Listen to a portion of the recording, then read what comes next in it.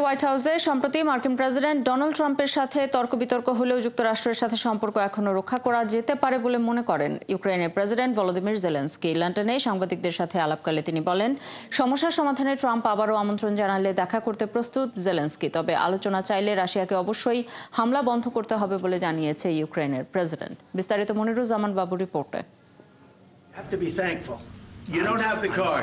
28 ফেব্রুয়ারি Trump Zelensky বাদানুবাদ দেখেছে গোটা বিশ্ব।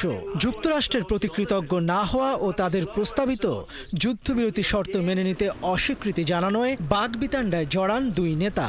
এর দুদিন পর লন্ডনে ইউরোপের নেতাদের সাথে শীর্ষ সম্মেলনে যোগ দেন জেলেনস্কি।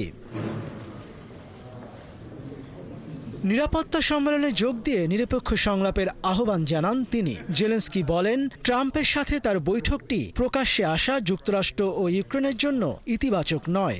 বৈঠকটি হওয়া উচিত ছিল রুদ্ধদ্বার। এরপরও বাস্তব সমস্যা সমাধানে মার্কিন প্রেসিডেন্টের আমন্ত্রণ যে কোনো সময় সাড়া দিতে প্রস্তুত তিনি। আমার মনে হয় আমাদের সম্পর্ক অব্যাহত থাকবে। আমরা কোনো পদক্ষেপ থেকে পিছু হটছি না।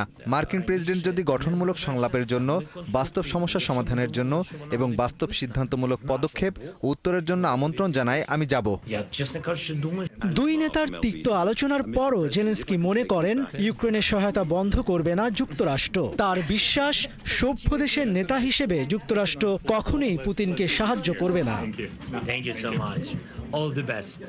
এদিকে আলোচনা চাইলে রাশিয়াকে হামলা বন্ধের আহ্বান জানিয়েছেন জেলেনস্কি। এদিন ইউক্রেনে রাশিয়ার কয়েক দফা বিমান হামলার পর একথা বলেন তিনি। আমরা যুদ্ধের অবসান চাই, কিন্তু রাশিয়া তা চায় না। তারা আকাশ সন্ত্রাস চালিয়ে যাচ্ছে। আপনারা আলোচনা চাইলে মানুষজনকে ব্যালিস্টিক ক্ষেপণাস্ত্রের লক্ষ্যবস্তু করবেন না।